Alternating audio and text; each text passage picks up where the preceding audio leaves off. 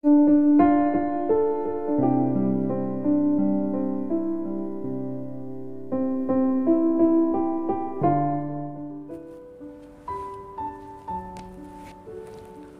pagi, jemaat sekalian yang dikasihi Yesus Kristus. Kiranya kita tetap semangat dan dalam rasa syukur selalu. Sebelum kita disapa oleh firman Tuhan, mari kita lebih dahulu menundukkan hati dan pikiran kita. Marilah kita berdoa. Damai sejahtera Allah yang melampaui segala akal, itulah kiranya yang memelihara hati dan pikiranmu di dalam Yesus Kristus Tuhan kita. Amin. Firman Tuhan pada hari ini Selasa tanggal 11 Mei 2021 terambil dari Yakobus 1 ayat 6a. Firman Tuhan berkata, "Hendaklah ia memintanya dalam iman dan sama sekali jangan bimbang." Dalam bahasa Batak dikatakan, "Alai di bagasan hapor siaun maibana mangido, unang marganggu ni roha." Demikianlah firman Tuhan. Topik meminta di dalam iman. Jemaat Kristus yang saya kasihi, salah satu syarat agar doa kita dikabulkan adalah doa kita harus disertai dengan iman. Artinya, kita harus percaya bahwa Tuhan akan mengabulkan doa kita. Tidaklah ada artinya berdoa kepada Tuhan jika kita sendiri tidak yakin bahwa Ia akan mengabulkan doa kita. Doa yang dipanjatkan dengan ragu-ragu tidak akan Tuhan kabulkan. Kepada murid-muridnya Tuhan Yesus mengajarkan, "Dan apa saja yang kamu minta dalam doa, dengan penuh kepercayaan, kamu akan menerimanya." Matius 21 ayat 22. Kepercayaan atau iman adalah dasar utama kita berdoa kepada Tuhan. Kita berdoa kepada Tuhan karena kita percaya bahwa Ia mampu dan bersedia menolong kita. Tuhan tidak mungkin mengabulkan doa kita jika kita tidak percaya bahwa Ia mampu dan bersedia menolong kita. Ketika berdoa, kita harus yakin terlebih dahulu bahwa doa kita akan dikabulkannya. Memang tidak setiap doa kita pasti dikabulkan oleh Tuhan ketika kita berdoa dengan penuh kepercayaan atau berdoa dengan iman. Namun Tuhan Yesus mengajarkan kita untuk percaya kepadanya ketika kita mendatanginya dalam doa. Doa orang percaya berkuasa hanya jika didoakan dengan penuh keyakinan atau kepercayaan. Yakobus 5 ayat 16b. Jika pencobaan itu datang, maka yang kita lakukan adalah berdoa. Memohon hikmat kepada Tuhan menghadapi berbagai pencobaan yang datang, supaya kita jangan mengandalkan kekuatan pikiran dan kemampuan diri sendiri, karena bisa saja hasilnya kita stres dan bahkan mencari jalan keluar yang mendatangkan perbuatan dosa. Yang dimaksud dengan hikmat di sini adalah hikmat pada waktu menghadapi pencobaan atau kesukaran. Dalam menghadapi kesukaran, kita seringkali menjadi bingung karena kita tidak tahu apa yang harus kita lakukan.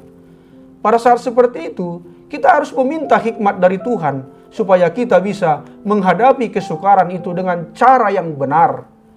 Jika kita telah berdoa, biarlah kita hanya mengandalkan kuasa Tuhan. Jemaat AKBP Saresor Sutoyo yang dikasihi Yesus Kristus. Dalam sebuah cerita dikisahkan, saat makan siang dengan beberapa teman, salah seorang dokter bedah bertanya kepada temannya, "Dokter, operasi terhebat apakah yang pernah Anda lakukan?" Dokter temannya itu bingung, harus menjawab operasi yang mana. Kemudian ia menjawab, "Saya sudah banyak melakukan operasi dan semuanya menuntut keahlian, kesabaran, ketelitian yang tinggi. Saya teringat pada operasi yang dijalani oleh gadis kecil yang hanya mempunyai harapan 10% saja untuk hidup. Malam itu para perawat membawa seorang gadis kecil yang berwajah pucat masuk ke ruang operasi. Waktu itu pikiran saya sedang dipenuhi berbagai macam persoalan yang berat. Ketika para perawat sedang mempersiapkan pembiusan, gadis kecil ini bertanya kepada saya, "Dokter, bolehkah saya menanyakan sesuatu?" "Ya sayang, apa yang ingin kamu tanyakan?" "Setiap malam sebelum tidur saya selalu berdoa. Sekarang sebelum operasi dimulai, bolehkah saya berdoa?" "Baiklah anak manis, engkau memang harus berdoa. jangan lupa berdoa juga untuk saya, kata dokter itu. Kemudian gadis kecil itu melipat kedua tangannya dan berdoa, Yesus, Engkau gembala yang baik. Berkatilah domba kecilmu malam ini. Dalam kegelapan, kiranya Engkau dekat denganku. Lindungi aku sampai datangnya sinar mentari esok pagi.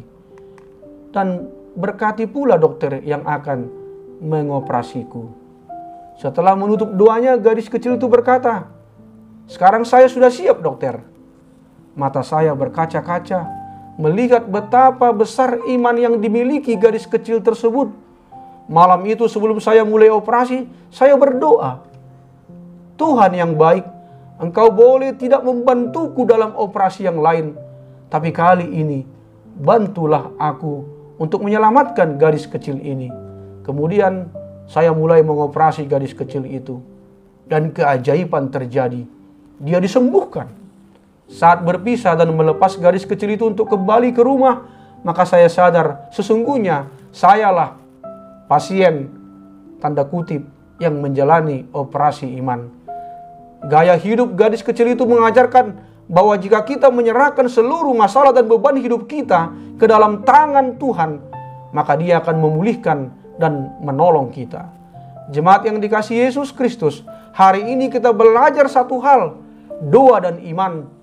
Doa dan iman membuat kita yakin bahwa Tuhan mampu memelihara dan menjaga harapan yang kita gantungkan kepadanya. Doa menjadi iman sebuah kenyataan. Doa yang dinaikkan dengan iman akan menghapuskan kekhawatiran di dalam hati kita, sehingga doa itu akan mendatangkan mujizat. Tidak ada yang mustahil bagi orang yang percaya kepadanya. Karena itu, tetaplah berdoa dengan penuh keyakinan dan pengharapan di dalam nama Tuhan Yesus Kristus. Amin. Marilah kita berdoa. Terima kasih ya Bapa atas firman-Mu yang mengingatkan kami, supaya kami tetap berdoa di dalam iman dengan mengandalkan kuasa dan pertolongan-Mu, bahwa Engkau tahu apa yang terbaik buat kami dan jawaban-Mu selalu indah pada waktunya. Ya Bapa, berkatilah orang-orang yang berulang tahun hari ini. Sembuhkanlah yang sakit dan juga yang terkena virus COVID-19. Hiburkanlah yang sedih dan kuatkanlah yang lemah. Berikanlah apa yang menjadi kerinduan di hati kami masing-masing. Hanya di dalam nama Tuhan Yesus Kristus kami telah berdoa. Amin. Selamat pagi, selamat beraktivitas, salam sehat, tetap semangat, dan bersyukur selalu. Tuhan Yesus memberkati.